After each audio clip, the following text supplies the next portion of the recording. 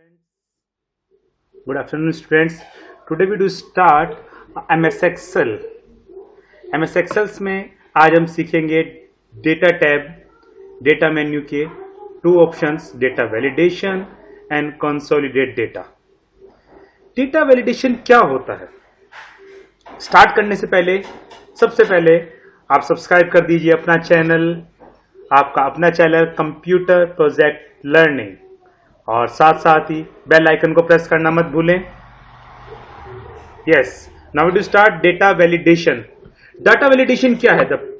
It is a prevent invalid data from being enter into the cell. Like as मेरे पास data है, जैसे Excel format में आप डेटा देख रहे हैं, ठीक है। ये डेटा मेरे पास है, आप देख रहे हैं सारे के सारे मार्क्स इसमें नियर अबाउट लेस देन 20 है।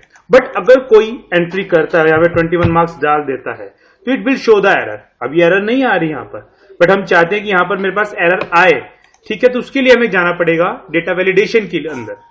तो click on data tab, select the text कि किस पार्ट्स पर आपको अप्लाई करना है, ठीक है। उसके बाद डेटा वैलिडेशन ऑन करेंगे। Here are the 3 tabs, setting tab, input message tab और एरर अलर्ट टैब। ओके, तो सबसे पहले हम आते हैं सेटिंग में। सेटिंग में क्या करेंगे कि हमारे पास एंट्री कैसी है, हमें किस एंट्री के लिए वर्क करना है, होल नंबर्स के लिए वर्क करना है, टेक्स्ट के लिए वर्क करना है, या इन नंबर्स के लिए वर्क करना है। तो हमें वर्क करना है नंबर्स के लिए, डेसिमल नंबर हो या नंबर जैसा भी हो, ऑल नंबर्स के लिए मुझे वर्क करना है, ठीक है। तो मैंने नंबर लिया decimal number, between, here are the number between, not between, equal to, not equal to, greater than और लेस देन, ग्रेटर देन और इक्वल टू और लेस देन इक्वल टू। तो हम क्या लिख सकते हैं यहाँ पर कि हमारी वैल्यू कैसी एंट्री होनी चाहिए। तो हमने लिख दिया हमारी वैल्यू जो है लेस देन 21 होनी चाहिए, कि 21 से लेस देन 20, या हम लिख सकते हैं यहाँ पर लेस देन इक्वल टू 20, कि हमारी वैल्यू 20 या 20 से लेस देन एंट्री होनी चाहिए, उससे कम एंट्री, सॉरी उससे ज्यादा एंट्री नहीं होनी चाहिए, ठीक है। अब हमारे पास आता है कि इनपुट मैसेज, कि जब हम इसमें एंट्री करना शुरू करें, जैसे हम इस पे क्लिक करें तो उस समय क्या मैसेज शो हो। तो हम यहां लिखा देते हैं एंटर वैल्यू लेस देन और इक्वल टू 20। टाइटल आप जो भी देना चाहें लिख सकते हैं, वही टाइटल मेरे पास आ जाएगा। यहां हम लिखवा देते हैं less than equal to 20। Okay, so my value is less than equal to 20। फिर मेरे पास मैसेज अलर्ट आ रहा है। मैसेज अलर्ट पर किस तरह की वार्निंग मेरे पास आए, वार्निंग आए, इंफॉर्मेशन आए, या स्टॉप कर दे। तो जनरली यहां पर हम वार्निंग का ही यूज करते हैं कि एक वार्निंग लिखी हुई आए। क्या वार्निंग? वार्निंग सामने वाले पर्सन को बताएगा please enter correct data, correct data. तो यहां बता रहा है कि वो अपने डेटा करेक्ट एंटर करे, या enter value less than 20। Okay, तो वार्निंग मेरे पास आएगी यहां पर एंटर डेटा लेस देन, या डायरेक्ट हम लिख देते हैं enter data less than equal to, symbols में लेस देन इक्वल टू 20। यहां पे भी हम मैसेज स्टोर करना है, तो लेस देन इक्वल टू 20 मिली स्टोर कर देते हैं, ठीक है। ओके, मैंने प्रिंट किया, ओके। तो यहां वैल्यू मेरे पास देख रहे हैं आप, ऑटोमेटिकली शो हो रहा है less than equal to 20, enter value less than equal to 20। तो ये मैसेज मेरे पास ऑलरेडी है। जैसे मैं कहीं भी क्लिक करूंगा तो यहाँ पहले वो इनपुट मैसेज में देगा कि आपको वैल्यू एंटर करनी है, लेकिन फिर भी अगर मैं वैल्यू 18 लिखी, नॉट ए प्रॉब्लम, 17 लिखी, not a problem, but we enter the value 21 और मैं प्रेस एंटर करता हूं, it will show the error, please enter correct data, enter data less than equal to 20, ठीक है। आर यू कंटिन्यू और no? अगर मैं यस पे कंटिन्यू करता हूं तो मेरे पास एंट्री वैल्यू को ले लेगा, ठीक है। If you press the no like as this, तो आपको एक मैसेज पता चल जाएगा कि वहां पर ऐसा मैसेज है कि आप 20 से लेस देन वैल्यू ही एंटर करनी है। ओके, तो मेरे पास तो होता रहेगा जब तक मैं इसको नो करता हूं। तो मैं इसको चेंज कर दूंगा वैल्यू को, तो वैल्यू विल बी चेंज, ठीक है। तो एक वार्निंग मैसेज मेरे पास आ रहा था डाटा वैलिडेशन में कि यहां पर जो आपको डेटा एंट्री करनी है उसके लिए एक पहले मैसेज आएगा कि please alert you enter a wrong value. Okay, so in this type we are using the data validation. Okay, now come on the consolidate data. Consolidate data क्या होता है? Like as we have the data, we choose the 10 records here, we make a second sheet, 10 records are also here, third sheet, and we make a fourth sheet। तो मैंने यहां पर अलग अलग sheets बना ली है, 4 शीट्स मेरे पास रेडी हैं, sheet 2, sheet 3, sheet 4, sheet 5। Okay, तो इसी शीट्स में हम बाकी का डेटा डिलीट कर देते हैं। मेरे पास 4 डेटा है, सो आई वांट टू दैट कि 4 शीट का जो डेटा है ये मेरे पास सेमेस्टर 1, सेमेस्टर 2, सेमेस्टर 3 का डेटा है मेरे पास, लाइक एज सेमेस्टर 1, ठीक है। देन सेमेस्टर 2 इंसर्ट किया, then right semester 2, then semester 3 insert row करी, ठीक है। और ऐसे ही एक नया डाटा मेरे पास आ रहा है, इंसर्ट सेमेस्टर 4। तो ये 4 डेटा मेरे पास आप देख रहे हैं, इस समय मेरे पास 4 डेटा है, सेमेस्टर 1 का, 2 का, 3 का और 4 का। हम चाहते हैं चारों के चारों जो मार्क्स है ये कंसोलिडेट होकर एक शीट का रूप पर आ जाए। चारों जो मार्क्स है एक शीट पर कंसोलिडेट होकर आ जाए। It means if you want to sum, अभी तो आप देख रहे हैं मैंने मार्क्स सेम कॉपी कर दिए हैं। अगर ये मेरे पास मार्क्स डिफरेंट हैं, लाइक जैसे एक का डेटा हम एंटर कर लेते हैं 18,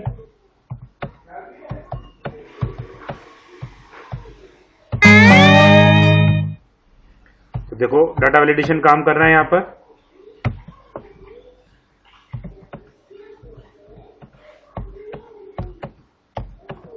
शीट 5 का डेटा भी थोड़ा सा अपडेट कर देते हैं।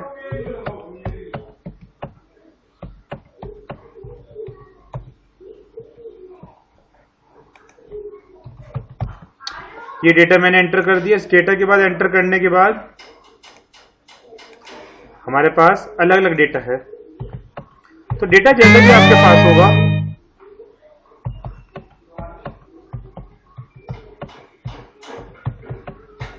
यूनिक डेटा सेम हो, जैसे भी डेटा अलग अलग हमने कॉपी कर लिया। अब हम चलते हैं कंसोलिडेट ऑप्शन की तरफ। We insert a new 1 more sheet, एक शीट और इंसर्ट करी हमने और ओपन करते हैं कंसोलिडेट। हमें क्या करना है, उसका सम निकालना है। तो सम निकालने के लिए हमें सबसे पहले कुछ पार्ट को सिलेक्ट करना होगा और उसके बाद रेफरेंसेस लेने हैं और रेफरेंसेस एक एक रेफरेंसेस करके सारे ऐड करने हैं। तो हमारे पास 4 शीट है, चारों शीट का रेफरेंसेस लेना है। तो पहली शीट हमने ली यहां से लेकर यहां तक, ठीक है। लेकिन उससे पहले जस्ट वेट, उससे पहले हमें कॉपी बना के रखनी है इस पार्ट के लिए, कंट्रोल C कंट्रोल V, ठीक है। हमने क्या करना है, इसको डिलीट कर दिया यहां से भी और एक ब्लैंक फॉर्मेट प्रिपेयर कर लेना कि जहां पर मेरे पास उसका सम होकर आए या उसकी एवरेज निकल कर आए, ठीक है। इस तरह का मैं एवरेज निकालना चाहता हूं, इसी की मैंने कॉपी करी और एक उसकी एवरेज के लिए बना लिया, ठीक है। अरे जी एवरेज मेरे पास, तो ये एवरेज के लिए काम करेगा, ये मेरे पास सम के लिए काम करेगा, ठीक है। इसको थोड़ा सा बोल्ड कर लेते हैं और ये मेरे पास एवरेज के लिए वर्क करेगा, ठीक है। अब इसकी एंट्रीज देखते हैं। तो एंट्रीज हमें करनी है by using the consolidate data. So click on data menu, click on consolidate, browse sum के लिए सम क्लिक करेंगे और क्लिक करते हैं रेफरेंस। तो पहला रेफरेंस हमने लिया यहां से, दोबारा क्लिक किया और इसको कर दिया ऐड, फर्स्ट फील्ड ऐड हो गई है मेरे पास। देन क्लिक करना है सेकंड रेफरेंस, सेकंड शीट, अलग डेटा, शीट नंबर 3 आ रही है मेरे पास, ऐड किया। तो ध्यान रखना है कि यहाँ पे अलग अलग शीट मेरे पास आती रहे। शीट नंबर 2, शीट नंबर 3 आ गई है। फिर शीट नंबर 4 का डेटा लेना है। शीट नंबर 4 के डेटा के लिए शीट नंबर 4 लिया हमने, क्लिक किया, देन ऐड बटन। फिर शीट नंबर 4 हमने नेक्स्ट ली, नेक्स्ट शीट का डेटा कॉपी किया और इसको भी ऐड कर लिया। तो हम देख रहे हैं sheet number 2, sheet number 3, sheet number 4 and sheet number 5, चारों की चारों शीट हमारे पास आ चुकी हैं। बस हमको अब क्लिक करना है शीट नंबर 6 के लिए, ठीक है। और यहाँ पे ओके प्रेस करते ही मेरे पास वैल्यू आ जाएगी, ठीक है। यहाँ एरर आ रही है बिकॉज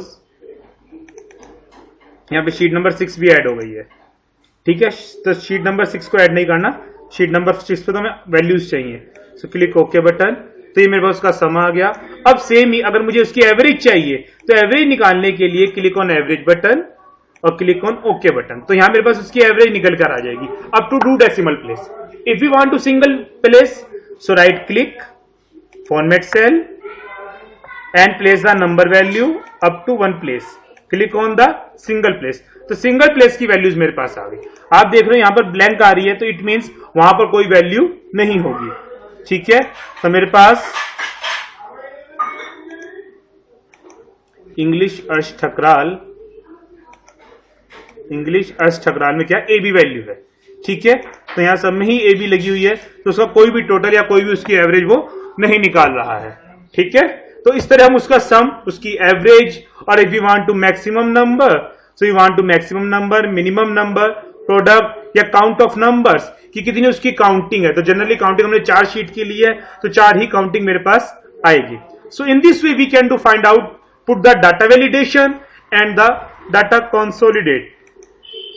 तो अलग अलग शीट को कंसोलिडेट करके उसकी सम और एवरेज को फाइंड कर सकते हैं और डेटा की वैलिडेशन को हम पुट कर सकते हैं। तो इस तरह हमारे पास जो डेटा है वो यहां पर सम और यहां पर उसकी एवरेज निकल आती है। तो एक बार चेक कर लेते हैं।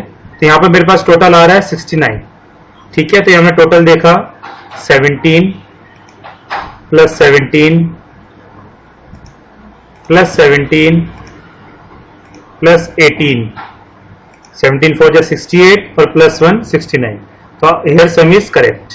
अगर मैं टोटल उसका देखना चाहता हूं और एवरेज देखना चाहता हूं तो 69 divided by 4 is equal to 17.3। Now we check here, 69 divided by 4, answer will be 70.25। तो यहां भी चूंकि डेटा को वो 1 प्लेस पर राउंड ऑफ कर रहा है, सो इसलिए मेरे पास आंसर आ रहा है 7.3।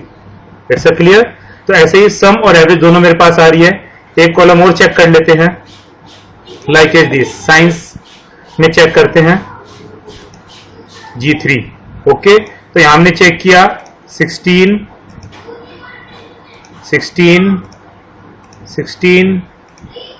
और 14, ठीक है।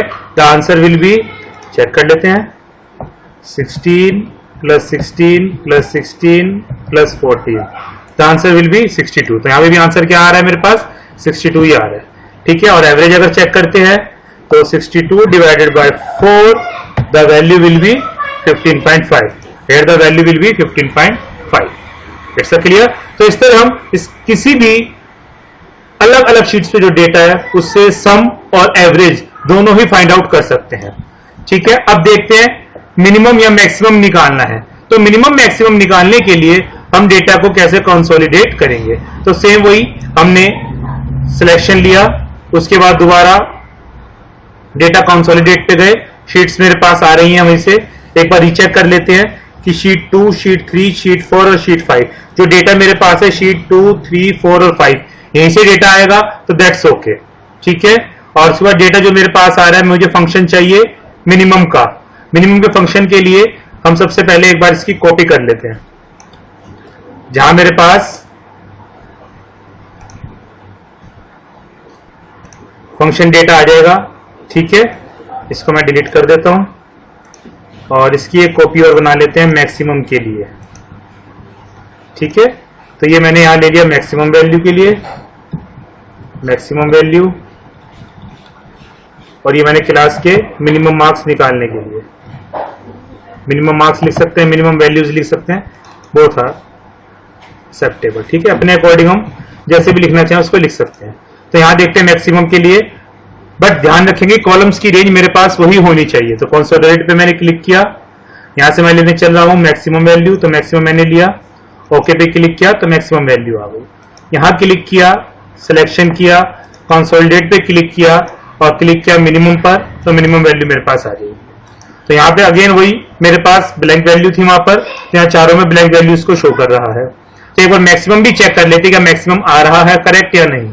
तो पहली शीट्स पर मेरे पास मार्क्स थे 17, 17, 17 और 18, ठीक है। तो 4 शीट पे 18 मार्क्स है, तो मैक्सिमम वैल्यू इसकी 18 हो गई और मिनिमम वैल्यू इसकी क्या हो गई 17 हो गई। ऐसे ही कंप्यूटर्स के पास एक बार चेक कर लेते हैं या नीचे चेक करते हैं इस बार, ठीक है। कंप्यूटर्स के देशिका मल्होत्रा के मार्क्स, तो लास्ट में मेरे पास है 18, नेक्स्ट में 18 दिस वन, फिर मेरे पास 18 दिस वन, दिस मेरे पास 18, चारों में ही बराबर है। तो इसका मतलब मैक्सिमम और मिनिमम यहां दोनों वैल्यूज में क्या होगी मेरे पास सेम वैल्यूज आएंगी, ठीक है।